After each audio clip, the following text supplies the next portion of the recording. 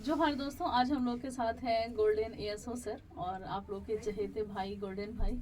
और जब हेलो। मैंने हाँ हेलो, मैंने जब स्टेटस लगाया था तो सभी गोल्डन भाई बोल रहे थे, तो मैंने भी इनको गोल्डन भाई बोलना शुरू कर दिया।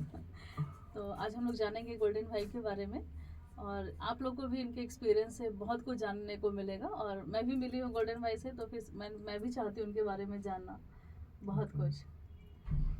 कहाँ से हैं आप गोल्डन भाई? मैं तो यहीं से हूँ मैम, रांची से ही हूँ। मेरा होम टाउन यही है, रांची ही है। और मैंने यहीं से अपना एजुकेशन वगैरह किया है। और बचपन यही गुजरा? हाँ, बचपन यहीं गुजरा है मेरा। मतलब स्टार्टिंग से मैंने जो एजुकेशन मैंने स्टार्ट किया है मरवाड़ी स्कूल जो है, आप जानते होंगे यहाँ पर बाजार में। हाँ हाँ। वही मैंने अपना 10th वहाँ तक किया। उसके बाद रांची कॉलेज में 12th किया। पहले ये रांची कॉलेज 12th तक होता था, अभी तो साइंस में। अभी शायद ये हो गया ना, कॉमर्स श्यामा प्रसाद मुखर्जी हो हाँ, गया। उसका नाम अब श्यामा चेंज हो प्रसाद गया। मुखर्जी। पहले रांची कॉलेज था तो वहाँ से किया था। फिर उसके बाद मैंने फिर 4 साल के लिए बीटेक किया था भुवनेश्वर में जाकर के। और बीटेक करने के बाद भी सरकारी नौकरी में? हाँ, बीटेक करने के बाद भी सरकारी नौकरी में, क्योंकि उसका एक रीज़न था। और वो रीज़न ये था कि 10th तक तो मेरे परसेंटेज अच्छे थे। 10th तक मेरा 86% था स्कूल में। जब जैक का बोर्ड, और 10th में ले आते हैं सब लोग 86%। ठीक सभी है। के तो नहीं आते हाँ, हैं। लगभग आ जाते हैं 80 ऊपर, सब लगभग ले आते हैं किस लोग। ईयर में हुआ था 10th आपका? मेरा 2008 में आई थिंक। 8 में आपने हाँ, 10th किया? 8 में 10th किया था। फिर जब 12th में जैक से दिया तो उसमें मेरे परसेंटेज कम आ गए। मेरा सेकंड डिवीजन था। हाँ, क्योंकि जैक का थोड़ा सा टफ टफ भी कॉपी चेक होता है। लेकिन किसी भी कारण वजह से अब मैं उस पर नहीं जाना चाहता हूँ, लेकिन सेकंड डिवीजन था। फिर उसके बाद मैंने जब बीटेक किया, बीटेक जब कंप्लीट हुआ तो फिर वहाँ पे पता चला मुझे कि वहाँ पे जितने मैक्सिमम कंपनी आती है, जो आईटी कंपनी आती है, बीटेक करोगे तो मैक्सिमम जो प्राइवेट था, मेरा कोई ऐसा बड़ा कॉलेज भी नहीं था, प्राइवेट कॉलेज था। एजुकेशन लोन लेकर के मैंने वहाँ पे बीटेक स्टार्ट किया था। तो वहाँ कहाँ पता से करे थे आप?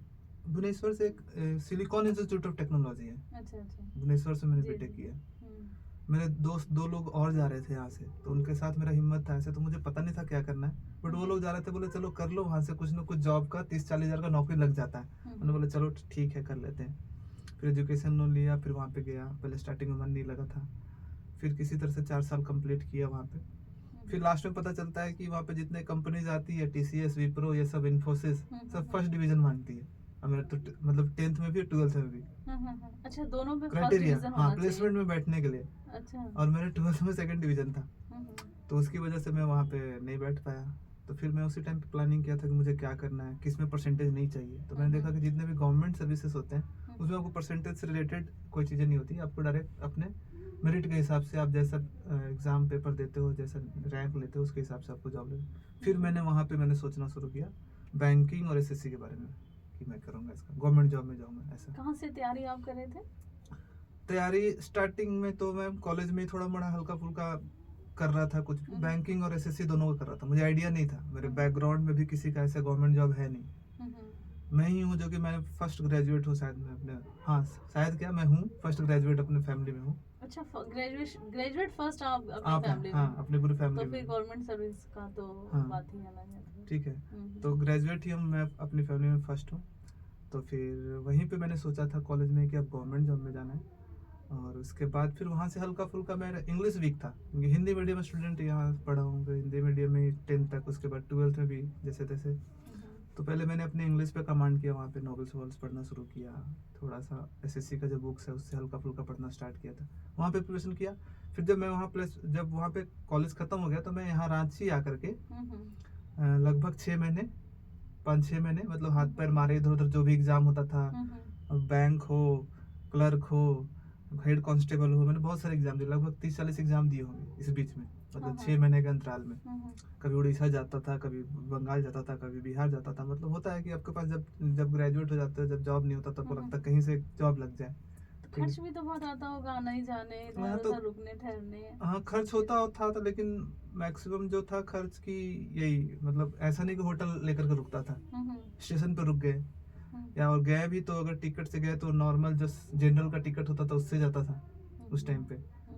और बस वही, जैसे तैसे पापा से मांग करके काम चल जाता था उस टाइम पे। तो तैयारी पहला 6 महीने यही हुआ, मतलब सब चीज़ का तैयारी कर रहा था मैं, मिक्स तैयारी कर रहा था, समझो कि होता ना बच्चा कि कुछ कुछ भी निकल जाए। तो नहीं हो रहा था कुछ में भी। फिर मैंने फिर डिसाइड किया कि नहीं, ऐसे नहीं होगा, किसी एक एग्ज़ाम पे फोकस करना पड़ेगा। फिर मैं दिल्ली गया था यहाँ पे। अच्छा। हाँ। और भी बहुत सारे स्टूडेंट हैं जो एसएससी की तैयारी कर रहे हैं। ऐसी संख्या तो लाखों में है पूरे भारत में।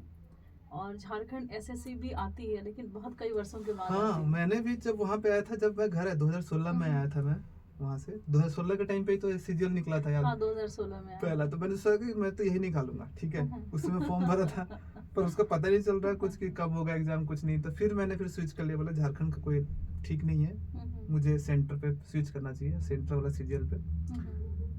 यहाँ पे जब नहीं हो रहा था तो मैं दिल्ली का स्टोरी मैंने आपको बताया नहीं। दिल्ली मेरा एक दोस्त जा रहा था, वो भी बैंकिंग का तैयारी करना। उसने बोला कि चलो मैं बैंकिंग की तैयारी करूंगा, तुम एसएससी का कर लेना। उसने ही मुझे डिटेल से थोड़ा सा बताया कि इसमें ये जॉब होता है, income tax inspector, excise inspector. पहली बार सुन रहा था ये सब चीज़ें, मैंने बोला तो बढ़िया है। फिर वहाँ पे जाकर के कोचिंग ज्वाइन की, फिर वहाँ पे तैयारी की। कितना दिन लगा होगा तैयारी करने में आपको? मैं बताता हूँ एग्जैक्ट आपको। पहला 6 महीने में तो जैसे तैसे तैयारी थी, वो कुछ था नहीं, मतलब बेसिक भी था कि नहीं कि हाँ। आपको एक अच्छा बेस बन गया हो, बेस प्रैक्टिस का जरूरत हो, ऐसा भी कुछ नहीं, रांची ऐसा में रह करके? रांची में रह करके मुझे नहीं लगता कि उतना कुछ था, मतलब हल्का फुल्का हो गया था। एक पैटर्न पता चल गया कि एग्जाम्स में क्या क्या पूछे जाते हैं, ऐसा हल्का फुल्का कि हाँ रीजनिंग आता है, मैथ्स आता है, ये सब का नॉलेज हो गया था, कौन कौन से चैप्टर्स होते हैं ये सब। लेकिन अब मुझे ना एक अच्छे से तैयारी करने की जरूरत थी। बेसिक पता चल गया था कि हाँ मैथ ये सब चैप्टर्स आते हैं, रीजनिंग में आते हैं, इंग्लिश में आते हैं, इस टाइप के क्वेश्चन आते हैं, बैंक का ये पैटर्न है, एसएससी का ये पैटर्न है। पर वहाँ पे फिर गया तो फिर एक शुरुआत से स्टार्ट किया कि नहीं, फिर स्टार्टिंग से पढ़ना है, अपना नोट्स कॉपी बनाना है, फिर ऐसे करके। और कितना टाइम लगा था, ये क्वेश्चन का जवाब है कि मैं वहाँ पे गया था फरवरी 2016 में, ठीक है। पहली बार जब गया था दिल्ली, फर्स्ट टाइम दिल्ली में गया था फरवरी 2016 में। और जो मेरा एग्जाम हुआ था अगस्त में हुआ था, प्री का एग्जाम एसएससी सीजीएल का। फरवरी के बाद अगस्त हाँ, पहला एग्जाम हाँ, तो आपका था। लगभग मेरे पास 6 महीने का टाइम, 5.5-6 महीने का टाइम था, तो उतना में मैंने प्री क्लियर किया था। अब ठीक है। प्री क्लियर कर लिए 6 हाँ महीने हाँ, में? प्री क्लियर हो गया था, क्योंकि मेरा पूरा फोकस वही था कि मुझे और कुछ नहीं, बस वहाँ पे जाना तो पढ़ाई ही करना है। मैं कोचिंग जाता था, 5-6 महीने में 5 महीने में कंप्लीट कर देता। आधे महीने मेरे पास 15 दिन था रिवीजन के लिए और मॉक टेस्ट के लिए, तो उसमें मैंने फिर कंप्लीट किया था सभी चीज़ें। तो लगभग 6 महीने का टाइम लगा। फिर उसके बाद फिर मेंस भी होता है, उसमें भी 3 महीने का टाइम लगता है। फिर उसके बाद उस टाइम पे तो बहुत सारा चीज़ होता था, प्री होता था, फिर मेंस होता था, उसके बाद फिर डिस्क्रिप्टिव का पेपर होता था, फिर एक बार टाइपिंग होता था, तब जा करके रिजल्ट आता था। तो बहुत लंबा प्रोसेस था। और एक बीच में तो डीबी भी होता था, तो 5 बार प्रोसेस होता था, उसके बाद फिर सिलेक्शन होता था। तो उस वाले टोटल फेज में लगभग 1.5 साल का टाइम लग गया था। किस ईयर में सिलेक्शन था आपका? मेरा एसएससी सीजीएल 2016 में पहला सिलेक्शन हुआ, जो कि मेरे अकाउंटेंट के पोस्ट पे हुआ था, 2800 ग्रेड पे का था। उसको आपने ज्वाइन कर लिया? हाँ, उसको ज्वाइन करके फिर जब दूसरी बार जब मैं सीजीएल दिया था, तब मुझे 2018 में मेरा ये हुआ, 2017 के थ्रू। ठंडा में पसीना आ रहा है आपका? पसीना नहीं, मतलब ये थोड़ा रूम बंद है ना, तो हाँ, इसलिए। रूम पैक है। साउंड प्रूफ करने के लिए भी हम इसका ऐसे कर लिए कि हाँ बाहर का आवाज़ नहीं आएगा। हाँ चलिए, बच्चों को तो बहुत कुछ जानकारी आपके चैनल से मिलते रहती है। हाँ, लेकिन जो स्टडी विद स्मृति चैनल से जुड़े हुए हैं, तो मैं चाहती थी कि आपको इनका गाइडेंस मिले। और आपके बहुत सारे मैसेज हैं और बहुत सारे प्रॉब्लम्स हैं जिसको मैंने नोट करके रखा है, जो कि बाहर स्टूडेंट जो रहते हैं ना, तो उनको दिक्कत आती ही आती है। अच्छा, बहुत सारे स्टूडेंट होते हैं जो कुकिंग करते हैं, खुद ही करते हैं, और फिर उनको पढ़ना भी होता है, और फिर लाइब्रेरी भी वो ज्वाइन किए रहते हैं। कैसे वो मैनेज करते हैं ये सारा चीज़? तो मैंने क्या किया था ना, मैंने ये सब का, मुझे वहाँ पे मेरा मेन फोकस था कि मुझे पढ़ाई करना है, ठीक है। तो ये सब का मैंने झंझट नहीं रखा था। अगर आप खुद से भी कुक करोगे ना, तो आपको उतना ही खर्चा हो जाएगा, खर्च तो उतना ही जाता है। जितना कि आप मेस में ज्वाइन करके आपको 50 रुपये एक टाइम का लेता है, लगभग 100 रुपये का 2 टाइम में आपको मिल जाएगा वहाँ पे आसपास खाना। तो मैंने वो सब का झंझट नहीं रखा था कि मुझे खाना बनाना है खुद से। तो मैंने मेस ज्वाइन कर लिया था। आसपास में जो छोटा मोटा होटल्स होते हैं, वो महीने के हिसाब से कि 3500 रुपये महीने लेंगे, आपको लंच और डिनर करवा देंगे। तो मैं वहाँ पे करता था। और बाकी चीज़ें तो आपको वहाँ पे आप जाओ तो मेन आपका फोकस एक ही होना चाहिए कि मुझे पढ़ाई करना है, बस रूम का यूज़ करना है आपको सिर्फ सोने के लिए, बस अपना बस फ्रेश होने के लिए, और कुछ नहीं। खर्चा मैं बोलूँगा कि अगर आप दिल्ली जाओगे तो मिनिमम जो खर्च है आपको वहाँ पे होगा लगभग 10,000 आपका पहुँच जाएगा आज के टाइम पे।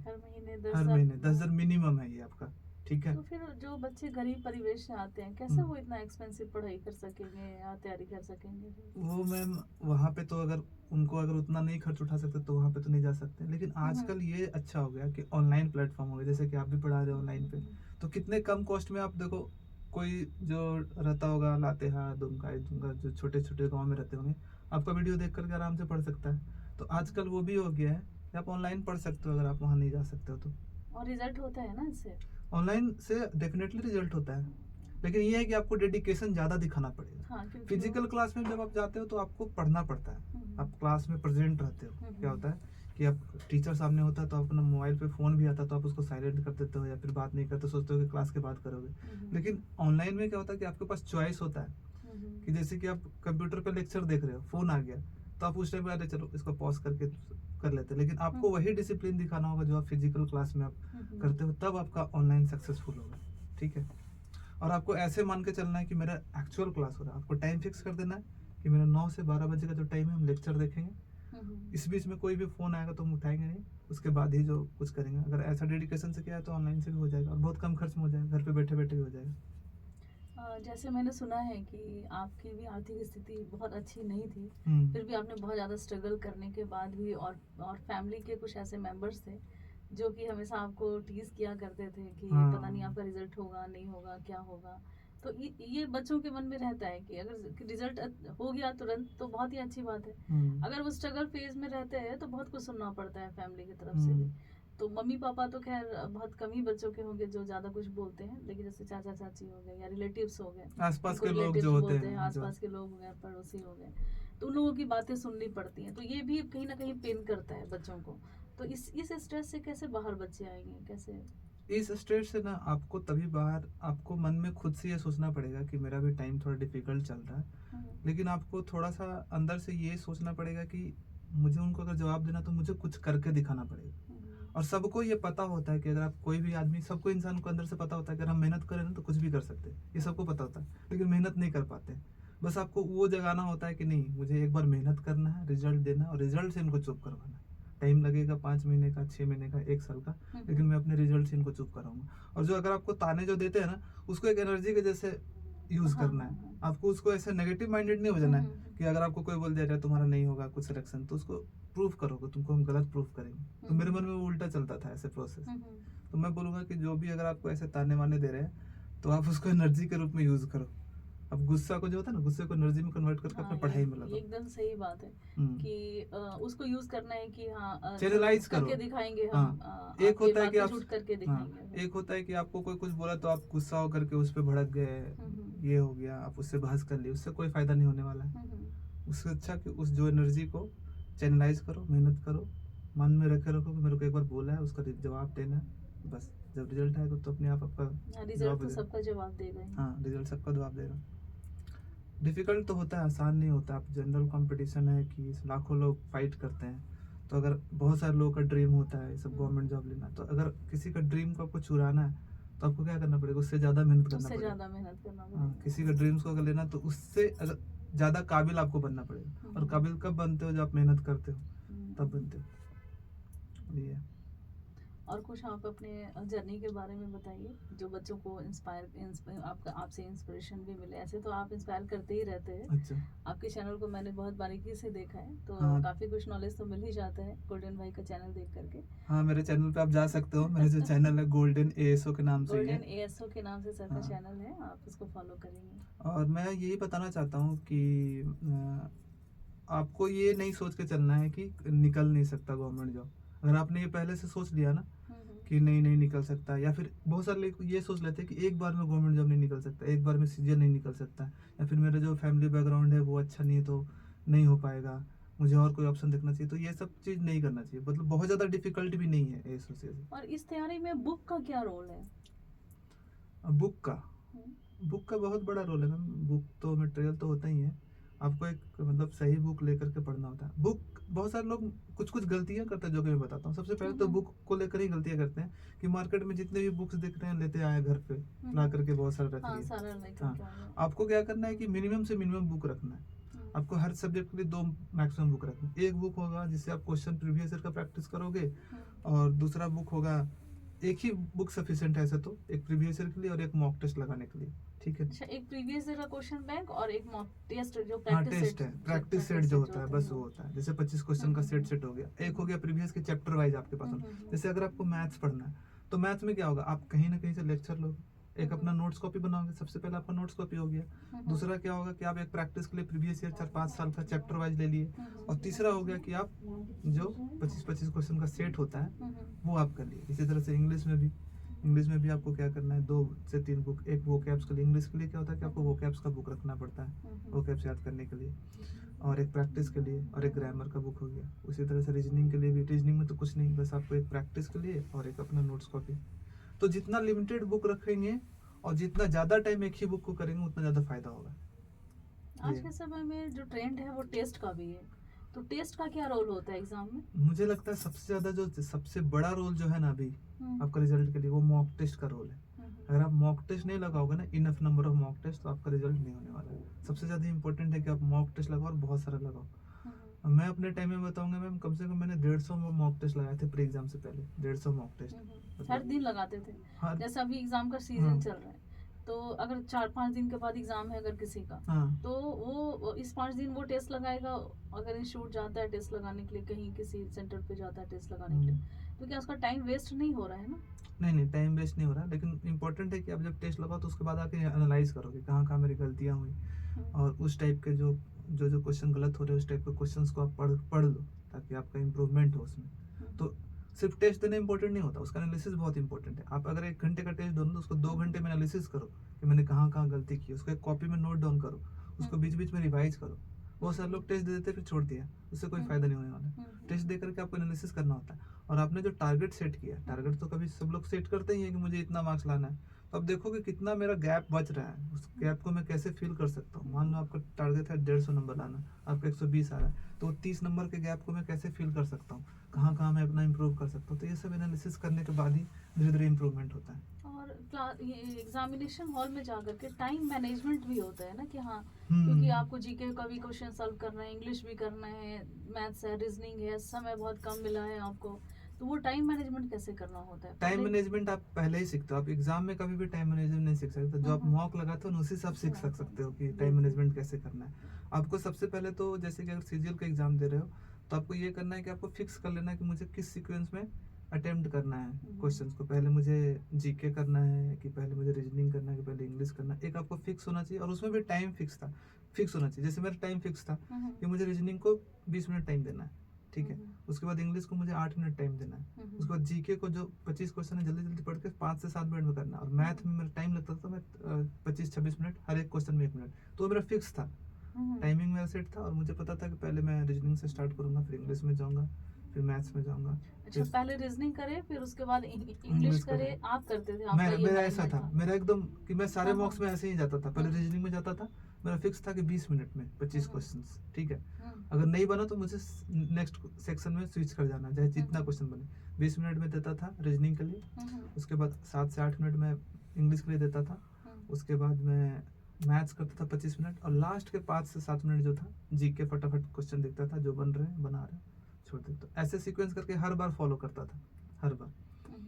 तो ऐसे क्या होता है ना कि आप जब आप सेट कर लेते हो, बहुत बार मॉक एक ही टाइप में प्रैक्टिस कर लेते हो, तो आपका माइंड में फिक्स हो जाता है कि हाँ मुझे इतना टाइम में ये करना है, ये करना है, ये करना है। तो ऐसे टाइम मैनेज होता है। और टाइम मैनेज धीरे धीरे जो इम्प्रूवमेंट होता है, वो जैसे जैसे मॉक लगाते जाओगे धीरे धीरे करके इम्प्रूवमेंट होता है। ऐसा नहीं कि आप स्टार्टिंग में ही आप सोचोगे कि पहली बार में ही हम कम टाइम में कर ले, तो नहीं होता सॉल्व ऐसे। और अक्सर आप भी जानते होंगे इस चीज़ को, वैसे स्टूडेंट से भी मिले होंगे कि एग्ज़ाम है, उनका टारगेट है कि हाँ मुझे एसएससी क्रैक करना है या बैंकिंग क्रैक करना है, कोई भी एग्ज़ाम उनका टारगेट रहता है। लेकिन इस बीच में कोई भी फेस्टिवल आया या कोई किसी का शादी विवाह हुआ, वो सब भी उसको अटेंड करते रहते हैं। तो क्या ऐसा इसको करना चाहिए या नहीं करना चाहिए? नहीं, मुझे लगता है कि अगर आप प्रिपरेशन कर रहे हो किसी भी एग्जाम को, तो उस टाइम पे आपको जो बोलते हैं ना कि सेक्रीफाइस करना पड़ता है कुछ चीज़ों को पाने के लिए, और वो सब यही छोटी छोटी सेक्रीफाइसेस होती है कि आप अपने इस बार होली नहीं मनाया, उस टाइम होली ना बना करके आप पढ़ रहे हो।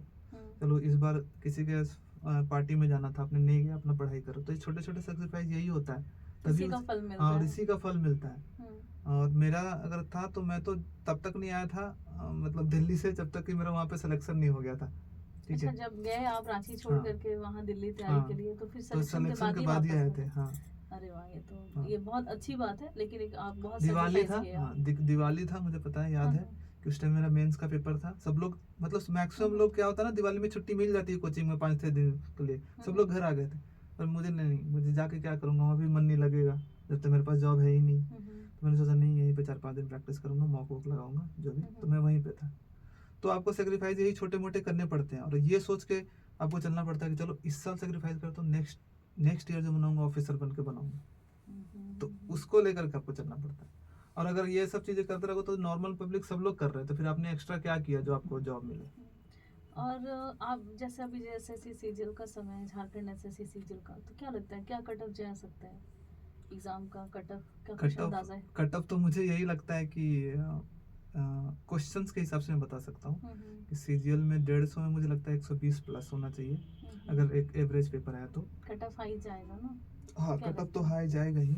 मैं बहुत सारे स्टूडेंट्स दे रहे हैं, यहाँ तक कि बिहार वाले लोग भी इंक्लूड हो रहे हैं शायद इसमें, ऑल इंडिया शायद इंक्लूड हो रहा है। तो कट ऑफ तो जाएगा ही ज़्यादा, 150 में 120। और लैंग्वेज पेपर जैसा कि मैं सुनता हूँ कि बहुत इजी आता है, कोटा नागपुर ये सब, तो 90-95 अटेम्प्ट्स तो उसमें होने चाहिए मिनिमम, मुझे लगता है। और समय भी मिल गया बच्चों को इधर हाँ, पढ़ाई समय भी करने मिल का, गया बार है। बार एग्जाम डिले होते हैं, क्या होते हैं। तो कट ऑफ तो ज़्यादा जाएगा ही, टारगेट हाई रखना पड़ेगा। अगर अच्छा पोस्ट लेना है तब तो और कट ऑफ जाएगा, जैसे एएसओ का पोस्ट लेना है और एसआई का जो पोस्ट है, इसमें सीओ का पोस्ट है ना, सीओ का भी पोस्ट है। हाँ,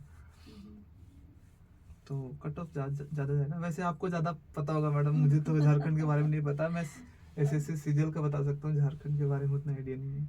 मुझे तो ऐसा लगता है कि जैसे जो बच्चे का तैयारी जो है कई सालों से हो रहा है, 2016 के बाद से वैकेंसी आई ही नहीं थी, तो तैयारी सबकी बहुत अच्छी है हर लेवल में। और जो एसएससी सीजीएल भी जो दे रहे हैं ना, वो भी आएंगे, आ रहे हैं एग्जाम देने के लिए। तो तैयारी तो सबकी अच्छी ही है एक तरीके से देखें तो।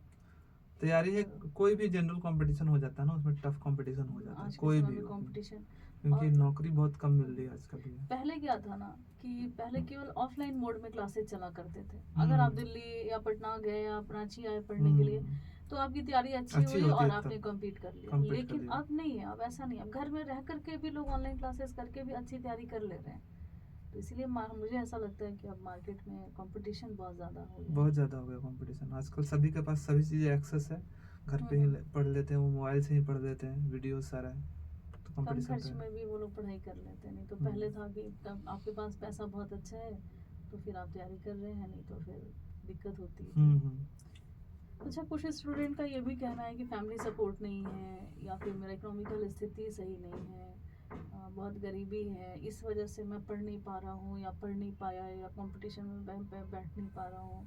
तो ये एक्सक्यूज़ है, या सही में ये सारा चीज़ अभी के समय में, अभी का जो सिचुएशन है उसके हिसाब से ये सब फिट बैठता है? मुझे तो लगता है कि देखिए, फैमिली हमेशा ना सपोर्ट करना चाहती है जो भी हो ना, लेकिन आपको इसके लिए शो करना पड़ता है, ठीक, दिखाना पड़ता है, साबित करना पड़ता है।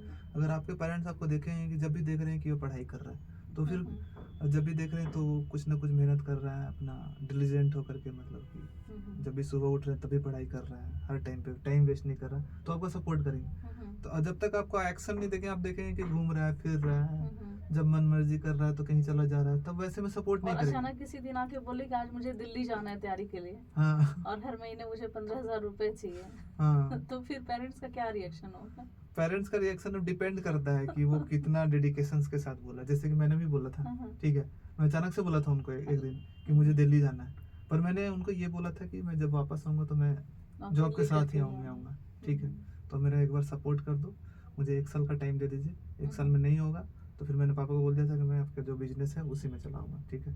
तो ठीक है, जाओ तुम, कोई दिक्कत नहीं है, मैं जो हो सकता हूँ मैं करूँगा, ठीक है। तो वो आपको दिखाना पड़ेगा कि आप कितना डेडिकेटेड है। जब आप दिखाओगे कि आप मेहनत कर रहे हो ना, तो अपने आप वो फिर सपोर्ट करने लगेंगे आपको। और मुझे लगता है आज के ज़माने में अगर आपके पास स्मार्टफोन है ना, स्मार्टफोन है और आपको पढ़ने के लिए आपको कॉपी कलम मिल रहा है और साथ में आपको खाने के लिए मिल जा रहा है, तो मतलब कि आप बहुत प्रिविलेज्ड हो, आप आराम से वहाँ से कोई भी लेवल पे जा सकते हो, ठीक है। आप जब शो करोगे, आप जब मेहनत करोगे, तो आपको पेरेंट्स भी आपको सपोर्ट करेंगे।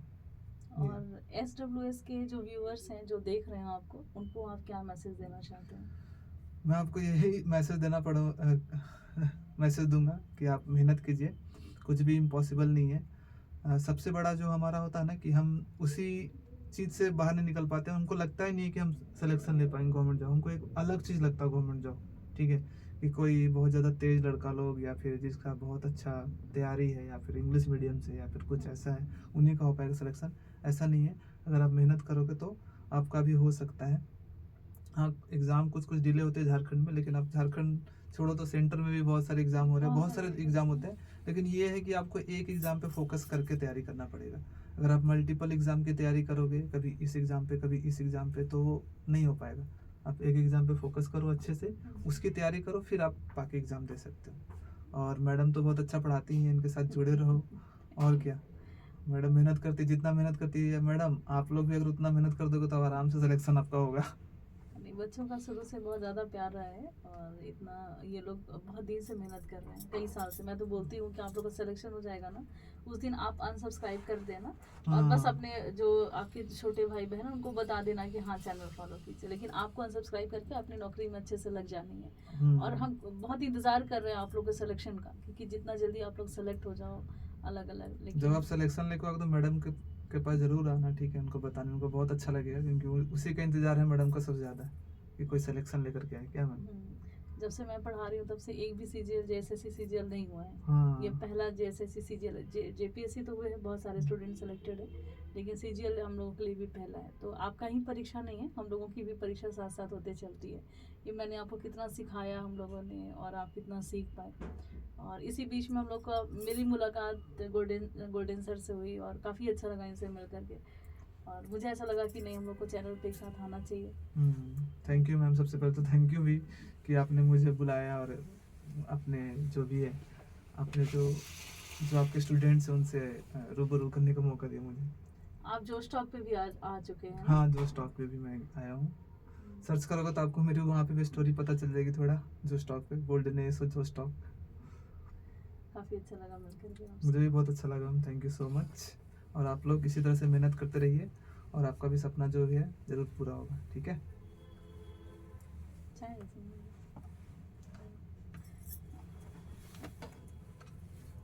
What is this ma'am?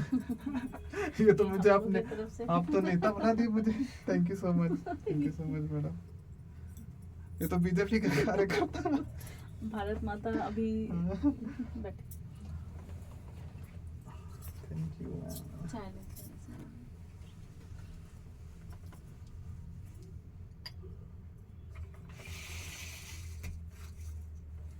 हो गया ना अब तो हमारी रिकॉर्डिंग? बंद कर दो तो। हाँ,